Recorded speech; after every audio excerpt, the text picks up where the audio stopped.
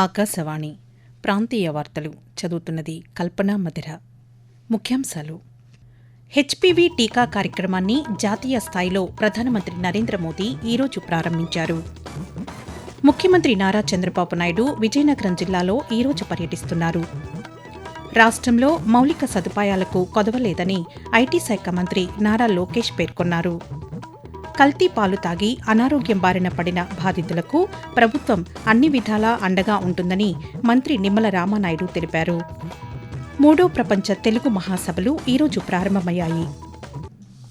వార్తల వివరాలు: హెచ్పివి టీకా కార్యక్రమాన్ని జాతీయ స్థాయిలో ప్రధానమంత్రి నరేంద్ర మోదీ రాజస్థాన్లోని అజ్మీర్లో ఈరోజు ప్రారంభించారు. ఈ సందర్భంగా ప్రధానమంత్రి సమక్షంలో 14 ఏళ్లలోపు విద్యార్థినులకు వైద్యులు టీకాలు వేశారు. అనంతరం ప్రధానమంత్రి వారితో కాసేపు ముచ్చటించారు. ఈ సందర్భంగా నిర్వహించిన బహిరంగ సభలో ప్రధానమంత్రి నరేంద్ర మోదీ మాట్లాడుతూ, आज वीरांगनाओं की इस धरती से मुझे देश भर की बेटियों के लिए एक अहम अभियान शुरू करने का अवसर मिला है. जहां अजमेर से एचपीवी वैक्सीनेशन अभियान शुरू हुआ है. ये अभियान देश की नारी शक्ति को सशक्त करने की दिशा में अहम कदम है. साथियों, हम सब जानते हैं कि परिवार में जब मां बीमार होती है तो घर बिखर सा जाता है. ముఖ్యమంత్రి నారా చంద్రబాబు నాయుడు విజయనగరం జిల్లాలో ఈరోజు పర్యటిస్తున్నారు. చీపురుపల్లి మండలంలోని రావివలస గ్రామంలో ఆయన హెచ్పివి వ్యాక్సినేషన్ కార్యక్రమం ప్రారంభోత్సవంలో పాల్గొన్నారు. ఈ సందర్భంగా ముఖ్యమంత్రి సమక్షంలో 14 ఏళ్లలోపు విద్యార్థినులకు ఏఎన్ఎంలు టీకాలు వేశారు. ఈ టీకాల వల్ల క్యాన్సర్ బారిన పడకుండా ఉంటారని విద్యార్థినులకు ముఖ్యమంత్రి చంద్రబాబు నాయుడు వివరించారు. హెచ్పివి టీకా ఉపయోగాల గురించి విద్యార్థినులకు చెప్పారు. అనంతరం జరిగిన ప్రజావేదికలో ముఖ్యమంత్రి చంద్రబాబు నాయుడు మాట్లాడుతూ, ఈరోజు భారతదేశంలో ఈ హెచ్పివి వ్యాక్సిన్ తీసుకొచ్చారు మన ప్రధానమంత్రి నరేంద్ర మోడీ గారు. దీనికి కారణం చాలా మందికి క్యాన్సర్ వస్తూ ఉంది. రొమ్ము క్యాన్సర్ కానీ సర్వైకల్ క్యాన్సర్ కానీ ఎక్కువ మహిళల్లో వస్తుంది. ఈ హెచ్పివి వ్యాక్సిన్కు మామూలుగా అయితే 4,000 రూపాయలు ఖర్చు అవుతుంది. ప్రభుత్వం దీన్ని 400 రూపాయలకు కొని వ్యాక్సిన్ ఇచ్చే బాధ్యత అటు కేంద్రం ఇటు రాష్ట్రం తీసుకున్నామని చెప్పి మీ అందరికీ విజ్ఞప్తి చేస్తున్నా.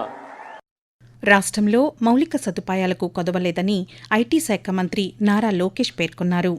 అనకాపల్లి జిల్లా రాంబిల్లి మండలంలోని ఇండస్ట్రియల్ పార్కులో ఫార్మా సంస్థ బ్లూజెట్ హెల్త్ కేర్ లిమిటెడ్ పరిశ్రమకు మంత్రి ఈరోజు శంకుస్థాపన చేశారు. ఈ సందర్భంగా ఆయన మాట్లాడుతూ, బ్లూజెట్ ద్వారా ప్రత్యక్షంగా పరోక్షంగా 2,000 మందికి ఉద్యోగ అవకాశాలు వస్తాయని తెలిపారు. 2028-29 ఆర్థిక సంవత్సరంలో బ్లూజెట్ హెల్త్ కేర్ కార్యకలాపాలు ప్రారంభించనున్నట్లు మంత్రి లోకేష్ తెలియజేస్తూ, The project represents a significant milestone in industrial development of Uttarandhra and reinforces Andhra Pradesh position as a preferred destination for advanced pharmaceutical manufacturing. We have attracted 25.3% of India's investment to Andhra Pradesh. And North Andhra is our economic hub. The greater Visakhapatnam economic region is expected to contribute to $1 trillion to the state economy. పేదల సంక్షేమం కోసం ప్రభుత్వం కృషి చేస్తోందని మహిళా శిశు సంక్షేమ శాఖ మంత్రి గుమ్మిడి సంధ్యారాణి పేర్కొన్నారు. పార్వతీపురం మన్యం జిల్లా సాలూరు మున్సిపాలిటీ 28వ వార్డులో ఎన్టీఆర్ భరోసా పింఛన్ల పంపిణీ కార్యక్రమంలో ఆమె పాల్గొని లబ్దిదారులకు పింఛన్లను ఈరోజు అందజేశారు. ఈ సందర్భంగా మంత్రి మాట్లాడుతూ, ఎన్టీఆర్ భరోసా పింఛన్ల పథకం కింద వృద్ధులకు, వితంతువులకు, విభిన్న ప్రతిభావంతులకు, ఒంటరి మహిళలకు పింఛన్లు అందించి వారి జీవన ప్రమాణాలను మెరుగుపరచడమే ప్రభుత్వ లక్ష్యమని తెలిపారు. పశ్చిమ గోదావరి జిల్లా పాలకొల్లు మండలం వరిధనం గ్రామంలో జలవనరుల శాఖ మంత్రి నిమ్మల రామానాయుడు ఎన్టీఆర్ భరోసా పింఛన్లను ఇంటింటికి వెళ్లి లబ్దిదారులకు అందజేశారు. కలుషిత పాలు తాగి అనారోగ్యం బారిన పడిన బాధితులకు ప్రభుత్వం అన్ని రకాలుగా అండగా ఉంటుందని జలవనరుల శాఖ మంత్రి నిమ్మల రామానాయుడు తెలిపారు. తూర్పుగోదావరి జిల్లా రాజమహేంద్రవరంలో వివిధ ఆసుపత్రుల్లో చికిత్స పొందుతున్న బాధితులను ఆయన ఈరోజు పరామర్శించారు. ఈ సందర్భంగా మంత్రి మాట్లాడుతూ బాధితులకు మెరుగైన వైద్య సాయం అందిస్తున్నట్లు తెలిపారు. ముంబై నుంచి యాంటీ డోసులు తీసుకువచ్చి అందిస్తున్నట్లు చెప్పారు. కలుషిత పాలు తాగిన వారి అనారోగ్య సంబంధిత విషయాలపై ఎప్పటికప్పుడు ఆరోగ్య శాఖ సిబ్బంది పర్యవేక్షణ చేస్తున్నారని వివరించారు. ఆకాశవాణి ప్రాంతీయ వార్తలు వింటున్నారు.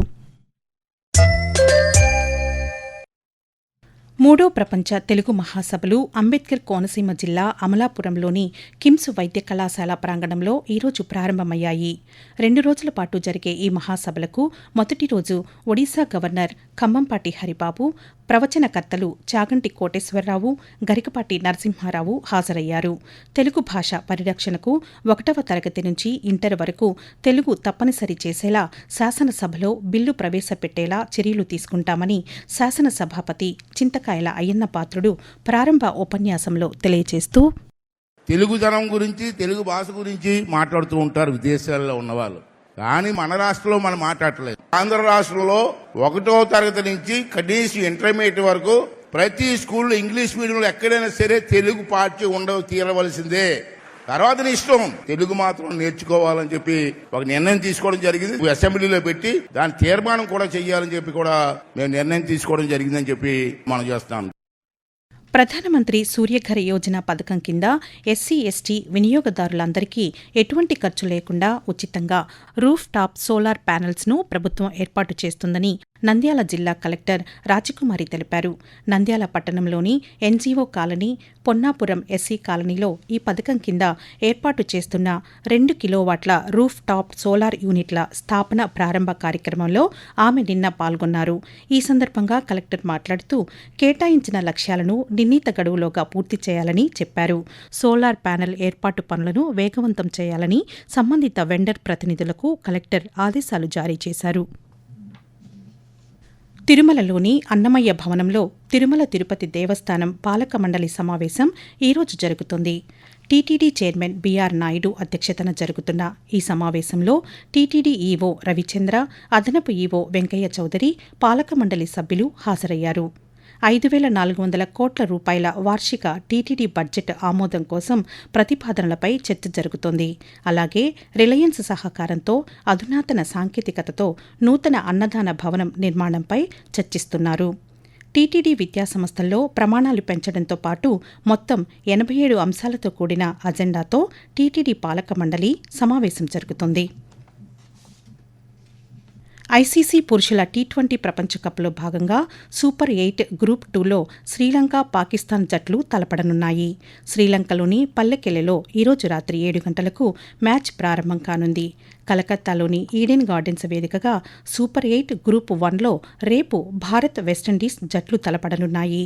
రేపు గెలిచే జట్టుకు సెమీఫైనల్ అవకాశాలు సజీవంగా ఉంటాయి. రాష్ట్ర వ్యాప్తంగా ఉన్న బీసీ సంక్షేమ వసతి గృహాలు, గురుకులాల విద్యార్థుల ఆరోగ్యం పట్ల అప్రమత్తంగా ఉండాలని రాష్ట్ర బీసీ సంక్షేమ శాఖ మంత్రి ఎస్ సవిత ఆదేశించారు. మారుతున్న వాతావరణ పరిస్థితులు, పరీక్షల నేపథ్యంలో వసతి గృహాల్లో తరచూ వైద్య శిబిరాలు నిర్వహించాలని ఒక ప్రకటనలో పేర్కొన్నారు. చిన్నపాటి ఆరోగ్య సమస్యలు తలెత్తినా తక్షణమే ఆ విద్యార్థినులను మెరుగైన వైద్య సేవల నిమిత్తం సమీపంలోని ప్రభుత్వ ఆసుపత్రులకు తరలించాలన్నారు. ప్రస్తుతం రాష్ట్రంలో విభిన్నమైన వాతావరణ పరిస్థితులు ఉన్నాయన్నారు. వర్షాలు, చలి, వేడి ఇలా భిన్నమైన వాతావరణ పరిస్థితులతో విద్యార్థులు అనారోగ్యం పాలయ్యే ప్రమాదముందని మంత్రి పేర్కొన్నారు. ఆకాశవాణి ప్రాంతీయ వార్తలు ముగించే ముందు ముఖ్యాంశాలు మరొకసారి. హెచ్పీవీ టీకా కార్యక్రమాన్ని జాతీయ స్థాయిలో ప్రధానమంత్రి నరేంద్ర మోదీ ఈరోజు ప్రారంభించారు. ముఖ్యమంత్రి నారా చంద్రబాబు నాయుడు విజయనగరం జిల్లాలో ఈరోజు పర్యటిస్తున్నారు. రాష్ట్రంలో మౌలిక సదుపాయాలకు కొదవలేదని ఐటీ శాఖ మంత్రి నారా లోకేష్ పేర్కొన్నారు. కల్తీ పాలు తాగి అనారోగ్యం బారిన పడిన బాధితులకు ప్రభుత్వం అన్ని విధాలా అండగా ఉంటుందని మంత్రి నిమ్మల రామానాయుడు తెలిపారు. ఆకాశవాణి ప్రాంతీయ వార్తలు ఇంతటితో సమాప్తం. తిరిగి సాయంత్రం 6:10 విశాఖపట్నం కేంద్రం నుండి ప్రాంతీయ వార్తలు వింటారు.